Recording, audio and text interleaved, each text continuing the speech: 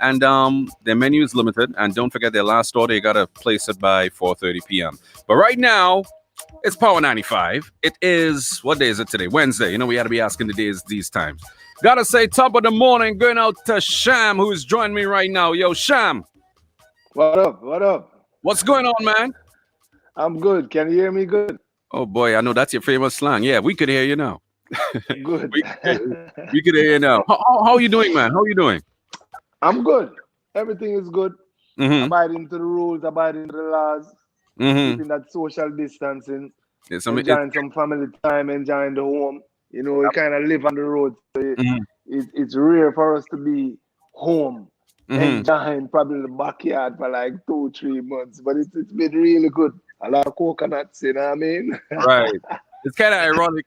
You have on a T-shirt that says "lawless," and you're back, Yeah. right? Now, for those that, what would you say you're missing the most right now with this whole pandemic? Ah, I would say just performing week in, week out for the fans. You know what I mean? Mm-hmm. Sometimes you don't really realize how much you miss it because you do it so much for like Mm-hmm. for so long. Every Right. week you're basically on the road until it's been taken away for like 3 months and you realize how much you miss that. I don't miss traveling.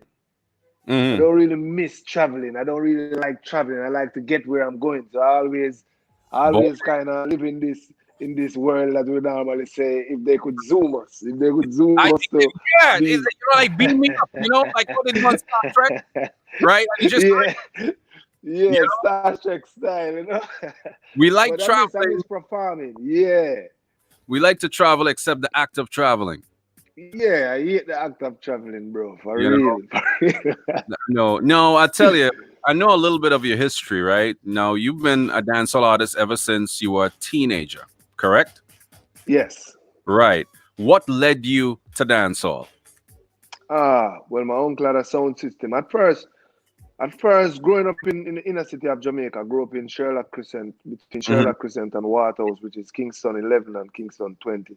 Yeah. Everyone thought that football would have been my way out because I was really good at football, which is known also in some part of the world as soccer. So we thought that would be the way out if it wasn't schoolwork and becoming a pilot. I wanted to become a pilot, but at the time there Oh, was four pilot. siblings. Yeah, Right. there was four siblings living in the house, and it was my mom only. My dad had passed away from I was like the age of 10, and all of us went to high school. And then after high school, my mom was kind of footing the bill for everyone to go to college because in Jamaica it's really hard to get college loan or college tuition from outsource. You know what I mean? Hmm. So I was the one that didn't go to college, and Right. at that time, my uncle had a sound system by the name of Studio Mix in Waterhouse Hmm. that used to compete with the likes. Super Cat used to perform on the sound system. John Wayne used to Done. perform on the sound. Just to name a few, you know what I mean? Right. And I started just mingling around the sound system, going around there, kind of trying to own my skill. And Hmm. that's how I found the love for the music, just by seeing Supercat come in the house, in the backyard, and just spitting freestyle on the sound system, just on a regular random day with a Heineken in his hand, you know what I mean? Right. And Right. that's Right. how I got the love for the music. And as soon as I graduated from Calabar High School, it's like I was wondering what I was going to do. My mom was saying you need to go to find a job because it's her by herself. And I was like, find a job, like how much they're going to really pay me with just high school diploma. Right. And that's how I kind of met up with Dave Kelly. I kind of did an audition for Dave Kelly, and he loved the audition at the time and gave me a shot. And from there, it's been history. Now, I'm glad you brought up Dave Kelly before I brought up Dave Kelly. Because for Yeah, everybody that's watching us on Facebook right now, anybody that is an avid dancehall fan, right, that yeah. enjoys 90s dancehall, I always say the D in Dave Kelly is for dancehall. I say that because he is responsible for, no, you laughing, man. Dave Kelly is responsible for a lot of the dancehall anthems that still play today. You talk Classics. classics. I mean, you talking the Pepper Seed rhythm. You talking the Joyride rhythm. You talking the Showtime rhythm. You talking some of Barris Harmon's early stuff. You talking From early, the Buju's. I think the whole Mr. Mention album for Buju Banton Everything I missed to mention was his. with All of Love how they Terror call them Fabulous. Flex and Batira. All Yeah, songs is Dave. everything. You rule, you won, you come first. Exactly. Now, Pepper Seed, right. Action, Arab Attack. Matabagamot. Give me the girl with the wickedest slam. All of that is Dave Kelly. Even moving up Yeah, to your hits as Vitamin S and yes. and even Ghetto Story. Get a Now, story. what I want to find out from you is this, right? I mean, you worked with Dave Kelly. You obviously have a relationship with Dave Kelly. What was it like working with this guy? Because, I mean, he's like a myth right now. You can't find anything with Dave Kelly on social media, right? He pretty much, does his thing and keeps his distance from the spotlight. He even produced Yeah, Trust Jubantan, the yeah, same. yeah. That's our record. Yeah. Right. What was it like working with Dave Kelly? Ah, Dave is an enigmatic individual. You know what I mean? He's Explain. one of them individual.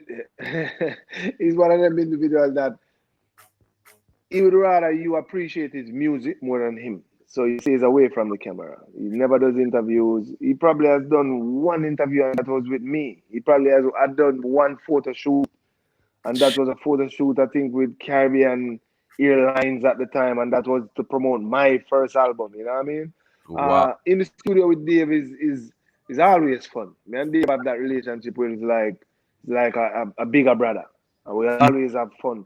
But he's the type of person that push it to the limit. Like you have so much records that I have done that I personally think they were like classics, but you would never hear it because to him, he's Mhm. like, no, it's not better than the next one, which probably is right, probably is wrong. You know Uh-huh. what I mean? Right, We right, have, right. we have this record with myself. We call it the three B's: Bounty Killer, Baby Sham, and Beanie Man. No one heard it, bro. Never got the light of day. No, no, no, no, no, no, no, no, no, no, no, no. There's a record that you did yourself, Yeah. Bounty Killer. Bounty Killer, Beanie Man, three of us in the studio at the same time. It was videoed, everything, It was videoed. and Where's we the video? everything, and we thought it was the biggest record, but to him, he was like, I think I'm gonna hold on to it for a bit because I don't think it's the right time, and that's the type of individual he is. He kind of pushes the Hmm. envelope and pushes you to the next level.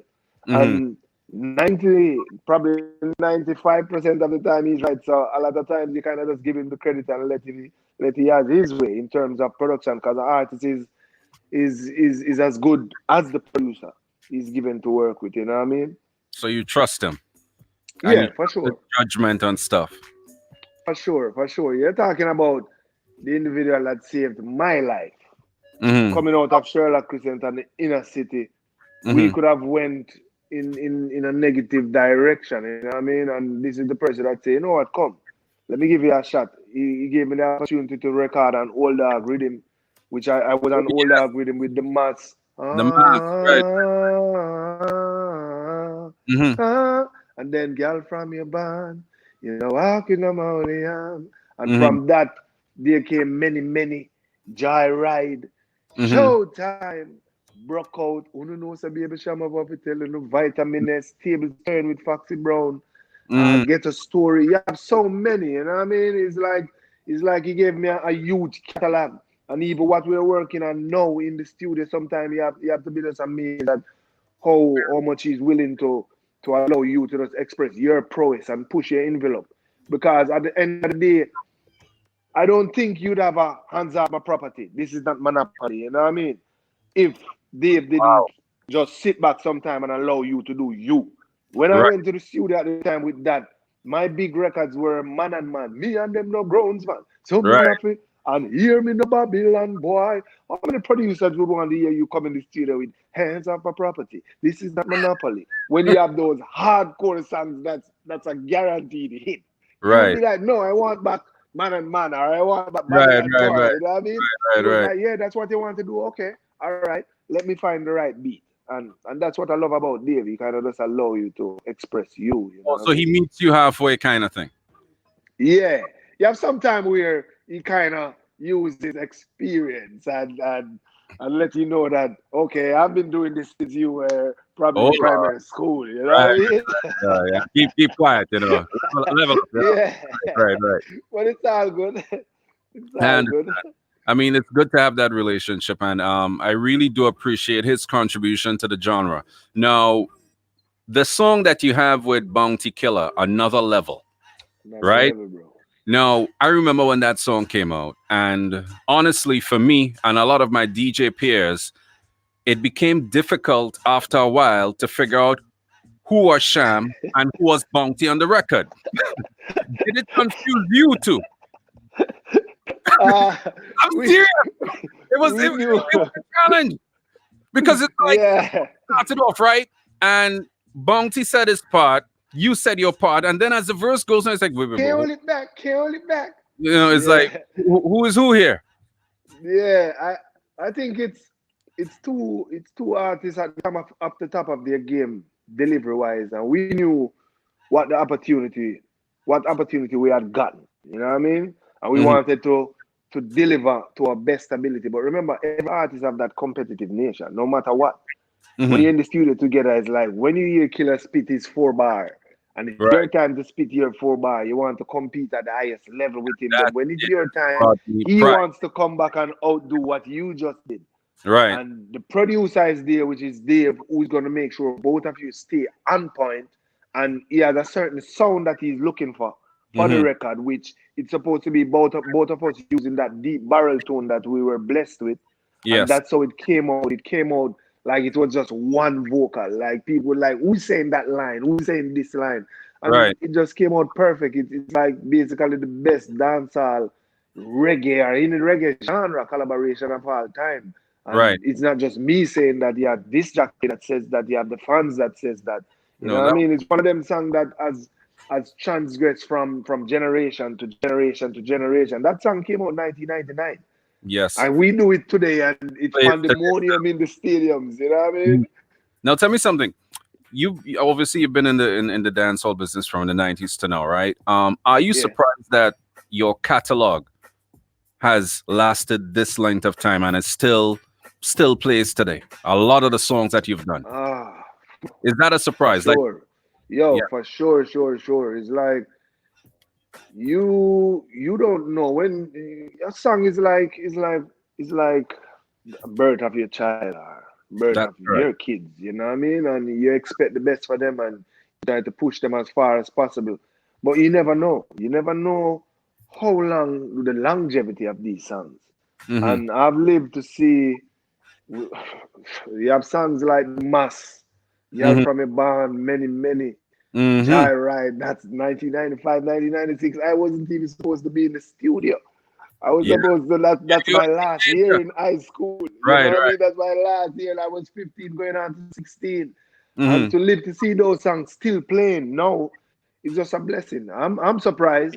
I'm not surprised about the body of work that we put in because at the time when I met Dave, he Hmm. kind of gave me a blueprint of what was his idea of molding my talent and my career.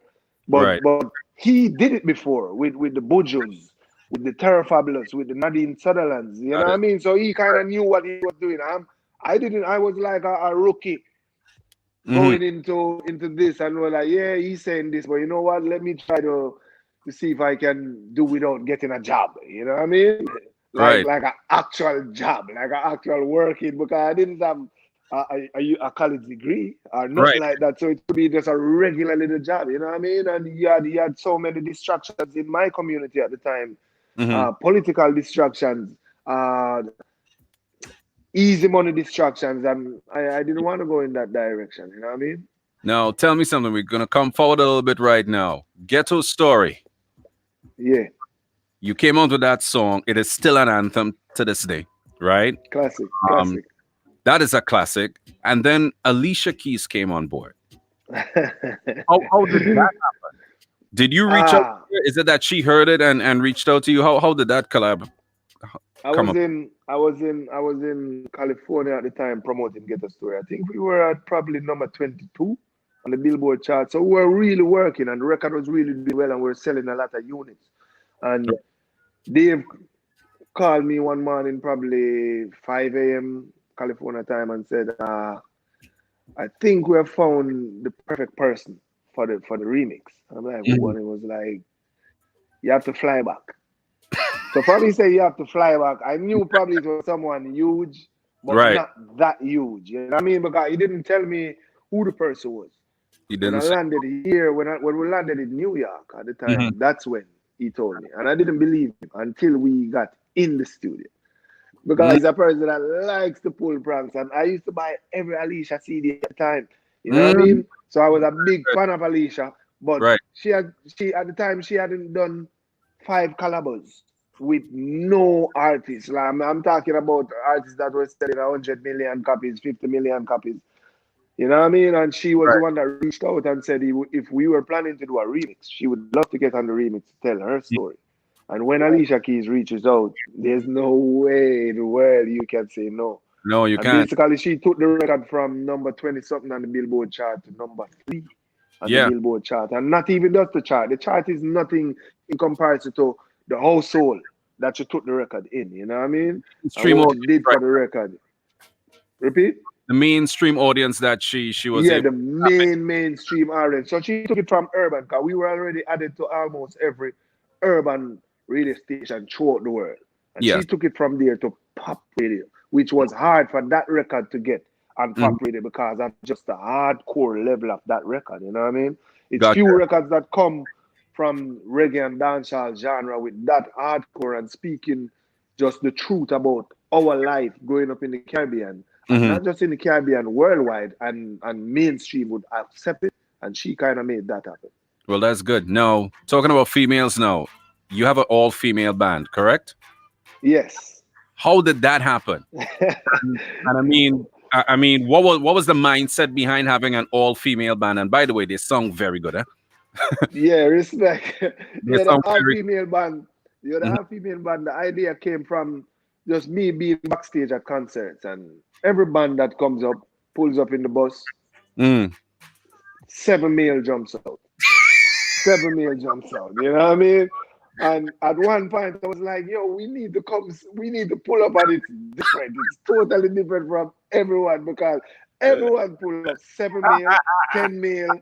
I'm like, we need to when we pull up to these venues, we need to jump out this vehicle, and it's something different. And at the time, I was looking at Prince, and Prince had an all-female band like way back. I was going through different live concerts. I'm always watching live concerts, no matter the genre. Right. And I'm like, you know what? We need to find a former all-female dancehall reggae band. Hmm. I've never seen it before. I've heard that people had tried it before, you know, in Jamaica, like karaoke bands or just small band, but no major act would be touring with an Right. all-female band. And you can just picture it. The curtains raise or slide to the side, and you Yeah. see Yeah. Yeah. all females looking pretty, but at the end of the day, even though they're looking pretty and sexy, Hmm. when they play that music, no, this On is point. no front. Yeah. This is on fire. We have to really, really, really give them their credit. And Right. that's when we came up with the idea and we Hmm. started doing auditions. It was hard to pick because all these females are so talented. They just don't get the opportunity to really, really be in a major That's band. You know what I mean? male And we dominated did it. country.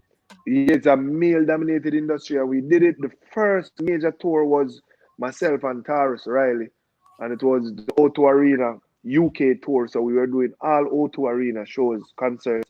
And the first night, Dean Fraser came back into our dressing room, and he had to shake each and every one of Wow. them, To get complimented from because Chris is a big deal. they flattened the Hmm. Manchester O2 Arena. 7,000 people blown away. First, when the curtain drew and they saw that it was an all-female band, Hmm. there was a standing ovation. But Oh. when they struck up, it's Hmm. a next standing ovation because you're seeing that they think, okay, we have never seen an all-female reggae band. This is must some form of Yeah. Right. Right. stunt. It's Hmm. it's it's it's a plot to make sure that we keep pay attention. But then when you hear them play, they There's a reason. can play. You know what I mean? Now, just getting ready to wrap This up. is no props.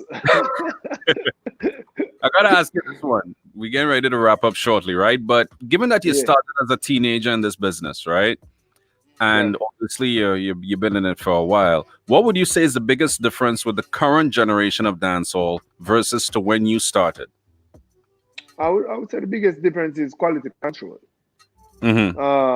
and you can't even blame them, the newer generation, Mm-hmm. because at the time when we were coming out, we could go into Penthouse Records and Madhouse Records, and you'd see Dave with Buju Banton recording Buju, and you could sit there and learn from Buju or learn from Terra Fabulous. You know what I mean? Mm-hmm. You had a producer like Dave Kelly, where if the record wasn't good enough, he wasn't going to release the record.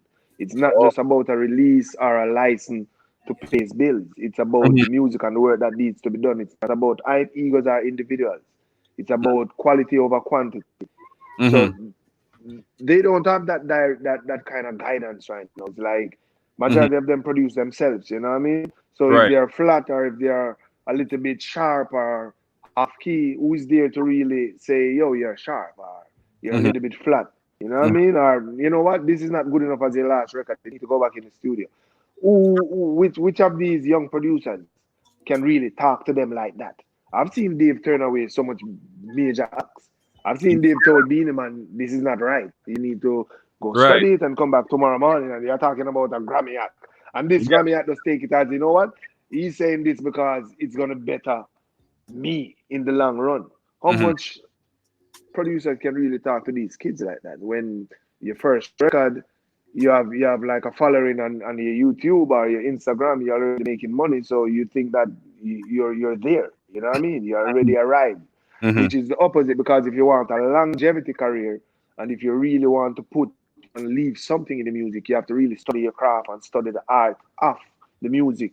So when you deliver, no matter where you are in the world, when Mm-hmm. you deliver, you represent dancehall, you represent the Caribbean, you represent reggae, you represent our culture. So you need to really take it serious and take it to the next level. So hopefully they can watch and learn Mm-hmm. and like study their craft. You know what I mean? You're not trying to follow anyone, but kind of take tips. Cause we used to take tips. You take tips from the Michael Jacksons. You look at Bob Marley live concert. You take tips.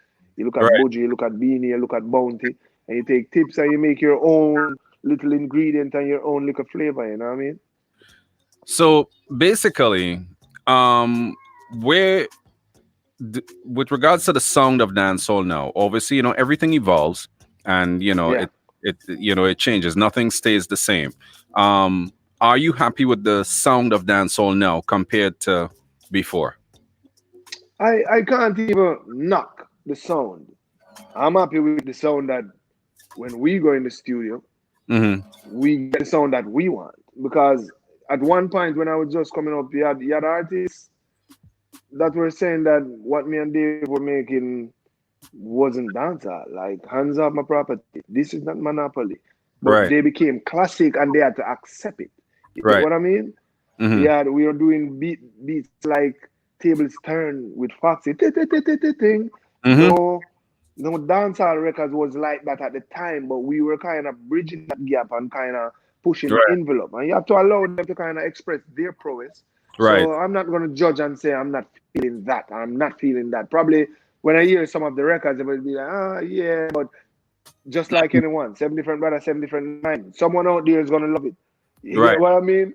So Got you allow them to do what they're doing, and hopefully they will contribute as much to the genre and to the music as their predecessors. You know what I mean? And lastly, how important would you say is being able to perform on a stage as is compared to delivering on the record in the studio? Because Yo, I know it's even. you're a hell of a performer on stage, but I noticed there's some criticism going on with some artists where they're saying, Yeah. okay, you're doing your record fine, but when you reach on stage, you can't deliver it. The audience can't understand what you're saying. How were you able to perfect that craft? Well, first, it's even more. Live performance is even more important than in the studio. In the studio, you can afford to make mistakes. Hmm. And they have so many things to correct these mistakes. Yeah, Melanine, you have so many things, you know what I mean? yeah, yeah, On the yeah. stage, you'll have to replicate that record that fans grew to love and why they paid that ticket to come and see you. And Correct. do it even better than the actual record live. So when Hmm. they leave there, they say, "Yep, I got my money's worth." So it really it's really important to take time out to kind of study that craft Hmm. before you start doing live performances. You know what I mean? Right. Like in my case, because of uh, football upbringing, the footwork was already there, the stamina was already there. Right, You right, right. understand? The that getting up every morning and doing probably 200 sit-ups because you kind of need the diaphragm, you Mhm. need your core to perform live Right. without sounding like you're running out of breath. Uh, to hold the key the right way without fans saying, okay, he's just a studio artist. You know what I mean? So it's important to do that. It's important to study your music also. Mhm. When I say the music, not just your vocal, but study the actual music that the producer or the musicians played. Mhm. So with your band, you kind of figure out, okay, this is right, this is not right, this is how we want it to be done. You know what I mean? Unless you have an MD that really studies your music, which is not the norm. Most Mhm. musicians that you see that's really good on stage, they know every single instrument. Right. Any musician, I guarantee you, any musician you see Mhm. perform live that over the years you know that that person is a killer on stage. He knows, he or she knows Mhm. every instrument, every sound that's in every one of their songs. And Right. that's because they take it so serious and they take you, the fan base, so serious that they want to deliver perfection, which is hard, but they try to give perfection. Well, I tell you what, Cham, thanks so much for taking your time out this morning to speak with us. And thank you so much for your contribution to the dancehall genre, songs that we enjoy up to today and will continue to play. All right. Thank you very much. Respect. All right. Respect indeed. That was And Sham stay on. safe out there. We Yes. keeping it lawless. Gotta. Banging. Yes, sir. Definitely have to stay safe. That was your morning trend, which came to the kind compliments of Rick's Cafe. Don't forget, Rick's Cafe is open every day right now from 11 a.m. to 5 p.m. And the last order, they're taking that last order at 4:30 p.m. So make sure you call and order and place your order with Rick's Cafe. Walk in, dance out. We'll be back with a whole lot more right here on Power 95, your hit list.